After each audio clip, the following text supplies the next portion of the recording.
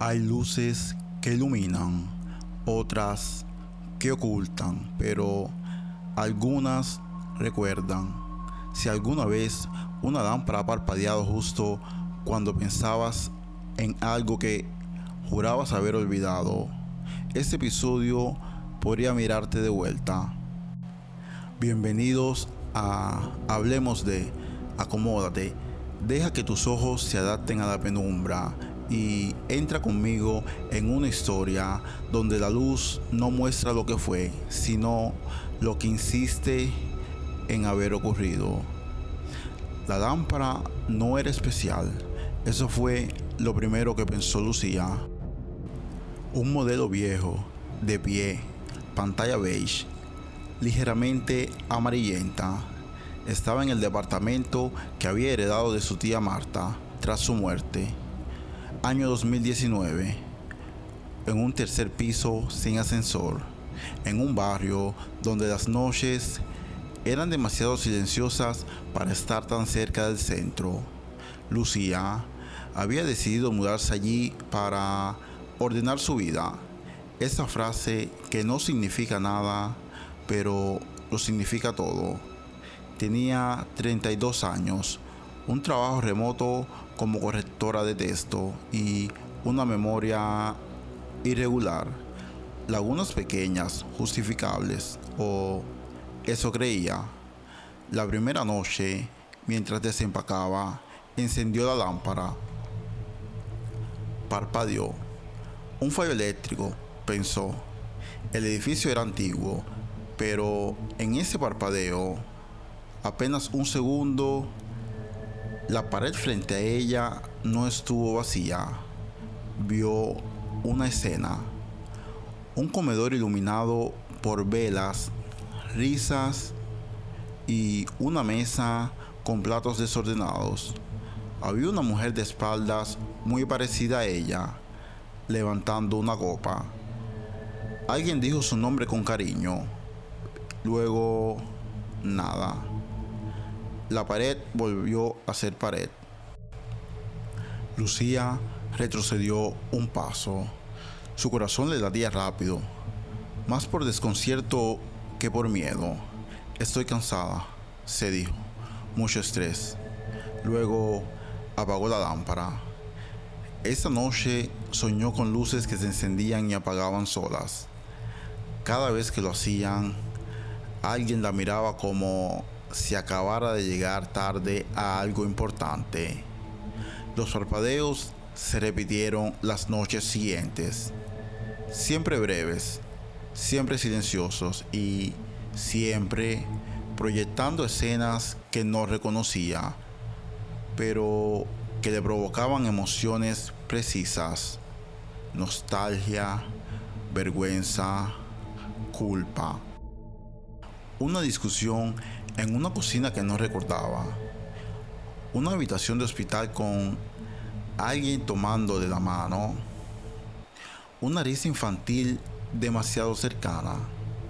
Las escenas no tenían sentido, pero Lucía sentía que lo había habido, como cuando recuerdas una canción sin poder tararearla. El olor empezó después.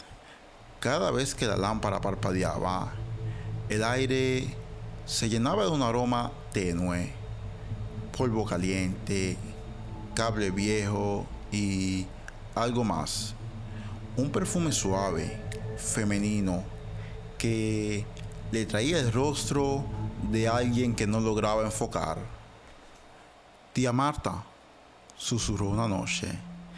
La lámpara parpadeó más fuerte. La escena esta vez fue distinta, más larga. Lucía se vio a sí misma, sentada en ese mismo departamento, años atrás, más joven, llorando. Frente a ella, Marta hablaba con gestos tranquilos, como quien explica algo por tercera vez. Lucía apagó la lámpara de golpe. El silencio se volvió espeso. La oscuridad no trajo alivio. La paranoia comenzó a filtrarse en los detalles cotidianos. Lucía evitaba encender luces, usaba velas. La pantalla del computador le era suficiente. Pero incluso ahí, a veces el brillo fluctuaba y por una fracción de segundos algo más se reflejaba. Empezó a escribir lo que veía, fechas, descripciones, sensaciones, y notó un patrón inquietante. Las escenas parecían avanzar cronológicamente hacia algo, como si la lámpara estuviera reproduciendo una historia incompleta. Una noche decidió no apagarla. Se sentó frente a la pared, respirando hondo, y esperó hasta que el parpadeo llegó. La escena mostró una discusión violenta. Ella gritaba, mientras que Marta lloraba. Palabras que Lucía no oía, pero entendía. Reproches, decisiones, y hubo una frase clara, leída en labios: no estás bien. Lucía se llevó las manos a la boca. Eso no pasó, dijo. Yo me fui porque quise. Entonces la luz parpadeó 2 veces seguidas, como una corrección. La escena cambió. Un consultorio médico. Un hombre con bata hablando en serio. Marta sentía cansada. Lucía más delgada, pero mirando al suelo. El giro empezó a insinuarse como una náusea lenta. Lucía buscó en cajas que aún no había abierto, documentos, papeles viejos, hasta que encontró una carpeta sin título. Dentro había informes médicos, evoluciones psicológicas y un consentimiento firmado con su nombre. Tratamiento de memoria disociativa, episodios de confusión severa, riesgo para sí misma. No, susurró. Esta vez el olor se intensificó. El perfume ya no era sutil, era el de Marta, claro, inconfundible. Encendió la lámpara otra vez. El parpadeo fue largo. La escena esta vez fue más nítida. Una habitación cerrada, sin ventanas. Una lámpara igual a la suya colgando del techo. Lucía sentada en el suelo, abrazándose las rodillas y gritando sin sonido. Marta entraba, se arrodillaba frente a ella y le hablaba con calma. Le explicaba algo mientras ajustaba la lámpara. Lucía entendió con una claridad dolorosa. La lámpara no mostraba recuerdos olvidados, mostraba recuerdos aislados. La luz era el disipador, el ancla. Marta había usado ese objeto, esa frecuencia, ese parpadeo para guardar lo que Lucía no podía cargar conscientemente. No los había borrado, los había archivado en la luz. ¿Por qué?, preguntó Lucía en voz alta, temblando. La lámpara parpadeó. La última escena apareció. Lucía, esta vez más estable, empacando maletas. Marta se veía mayor, un poco cansada mientras se abrazaban. Marta decía algo y Lucía leyó sus labios. Si algún día estás lista, enciéndela. El silencio posterior fue absoluto. La lámpara quedó encendida sin parpadear, como si hubiera terminado. Lucía se sentó en el suelo. Lloró sin entender del todo por qué, pero sabiendo que era necesario. Los recuerdos no regresaron completos, ni de golpe, pero el peso cambió. Semanas después, la lámpara seguía funcionando normal. Ya no proyectaba escenas, pero Lucía notó algo inquietante. A veces, al mirarla fijamente, sentía que había vivido menos de lo que recordaba y más de lo que podía explicar. Una noche, al apagarla, creyó ver una escena formándose en la pared. Solo un segundo. Ella, más vieja, en el mismo departamento. Encendió la lámpara y alguien detrás de ella que no logró reconocer. Y eso fue lo que nos dejó esta historia, que la memoria no siempre se pierde, a veces se esconde donde menos miramos, que la luz no solo revela, también protege, y que quizás no recordar todo no sea una falla, sino la forma que encontramos de seguir encendidos. ¿Alguna vez escribiste algo que nunca enviaste y aún así sentiste que fue leído? Hay palabras que no necesitan papel ni destino, solo necesitan ser soltadas para encontrar a alguien en otro lugar. Te invito a escuchar con atención porque hay mensajes que no llegan a donde queríamos, sino a donde más temíamos. Escribí la carta a las 3:42 de la madrugada, no porque tuviera claro qué decir, sino porque el silencio ya no me dejaba dormir. Me llamo Santiago Ríos y en el invierno de 2011 vivía solo en un departamento antiguo del centro, de esos donde las paredes guardan conversaciones ajenas y el ascensor parece suspirar cada vez que sube. Afuera llovía con una constancia irritante, como si alguien repitiera la misma frase una y otra vez. La carta no tenía destinatario, solo empecé a escribir. No supe cómo decirte esto cuando aún estabas aquí. Cada palabra salía pesada, como si hubiera esperado demasiado tiempo para existir. La tinta se corría un poco, mi mano temblaba. No estaba seguro de a quién hablaba. Pensé en mi padre, muerto hacía 2 años. Pensé en Clara. Pensé en mí mismo. Cuando terminé, leí la carta en voz alta. El departamento amplificó mis palabras de una forma extraña, devolviéndomelas con un leve eco, como si alguien repitiera las últimas sílabas después de mí.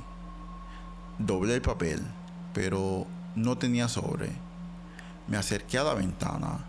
Abajo la calle era una mancha borrosa de luces y paraguas. Abrí el vidrio y dejé que el aire frío me golpeara el rostro. No importa, murmuré. Nadie la va a leer. Solté la carta, pero no cayó. Durante un segundo, el papel quedó suspendido en el aire, inmóvil, desafiando a la lluvia y a la gravedad. Luego, simplemente se deshizo, no en pedazos, no en cenizas. Desapareció. Cerré la ventana de golpe, con el corazón acelerado. Me convencí de que el cansancio me estaba jugando una mala pasada. Pero esa misma noche algo cambió. El silencio ya no estaba vacío. tenía presencia. Al apagar la luz, escuché un roce suave, como papel deslizándose lentamente. Venía del pasillo. Me incorporé en la cama, conteniendo la respiración. ¿Hola?, pregunté, pero nada. Al volver a acostarme, lo sentí.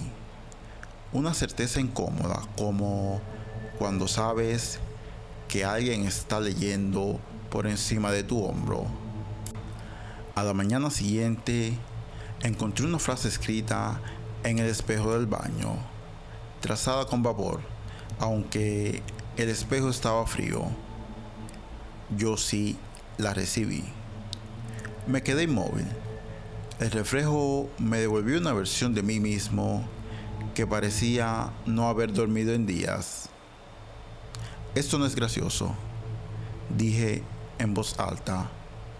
El vapor se disipó lentamente, pero la sensación no se fue. Durante los días siguientes comenzaron a aparecer más mensajes, nunca completos, nunca claros. Frases escritas en superficies que no deberían retener nada. El vidrio de una mesa, una ventana cerrada o la pantalla apagada del televisor. No sabías que estabas escribiendo aquí. Las palabras buscan dónde caer. Intenté ignorarlo. Volví a trabajar y luego salí con amigos, pero cada conversación sonaba lejana, amortiguada, como si estuviera ocurriendo en otra habitación. Una noche, al llegar a casa, encontré el departamento distinto, no desordenado, desfasado. El reloj marcaba una hora incorrecta. Los sonidos de la calle llegaban con retrasos y sobre la mesa del comedor había una hoja de papel doblado. Mi letra, la carta. La abrí con manos torpes. El texto era el mismo, al menos hasta la mitad. Luego, alguien había respondido. No sabías a quién escribía porque nunca quisiste saber dónde estabas. ¿Quién eres?, pregunté con la voz rota. La luz del departamento parpadeó. Las paredes crujieron, no como madera vieja, sino como si algo respirara detrás de ellas. Entonces lo entendí. La carta no se había perdido, había cruzado. Me senté en la silla, con la carta frente a mí. El aire se volvió más denso, como si el espacio se hubiera reducido apenas unos centímetros. ¿Dónde estás?, susurré. La respuesta no llegó escrita, llegó como una sensación, como estar parado en una habitación conocida, pero con los muebles en lugares distintos. Aquí no hay cuerpos, solo lo que dejaron a medio decir. Imágenes comenzaron a filtrarse en mi mente, cartas nunca enviadas, disculpas tragadas, confesiones ahogadas justo antes de salir. Un lugar hecho de palabras suspendidas, flotando sin dueño. ¿Y por qué yo?, pregunté. El papel se movió solo, como si alguien lo alisara desde el otro lado. ¿Por qué escribiste sin pedir perdón? Escribiste para soltar. El giro me golpeó con lentitud. No era el primero. Ese plano, ese lugar, estaba habitado por todo lo que nunca llegó a destino. Mensajes escritos en momento límite. Palabras lanzadas al vacío con la esperanza de que alguien, quien sea, la escuche Y ahora alguien lo había hecho. ¿Qué quieres de mí?, dije. La carta tembló. Que sigas escribiendo. Negué con la cabeza. No. Entonces el silencio se tensó, como una cuerda a punto de romperse. Entonces alguien más ocupará tu lugar. Las luces se apagaron por un instante eterno. Sentí que el departamento se desdoblaba, que había otra versión del mismo espacio, superpuesta, llena de murmullos ilegibles. Entendí el final antes de aceptarlo.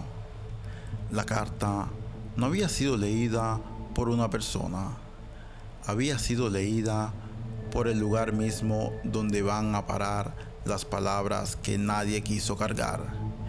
Y ahora que había abierto esa puerta, ya no podía cerrarla del todo. Desde entonces escribo cada noche, no cartas, no mensajes, confesiones. Las dejo sobre la mesa. A veces desaparecen y otras vuelven con una frase añadida, una corrección sutil, como si alguien me ayudara a decir la verdad completa. Mi departamento se ha vuelto más silencioso, más atento, y sé que el día que deje de escribir, alguien más comenzará a sentir que sus palabras no se pierden en el aire, porque nunca lo hacen, solo cambian de plano. Y eso fue lo que nos dejó esta historia. Las palabras que no decimos no desaparecen, se acumulan en algún lugar invisible. Escribir puede ser un acto de liberación o una puerta que no sabíamos que existía. Tal vez el verdadero miedo no sea que nadie lea lo que sentimos, sino descubrir que siempre hubo alguien escuchando.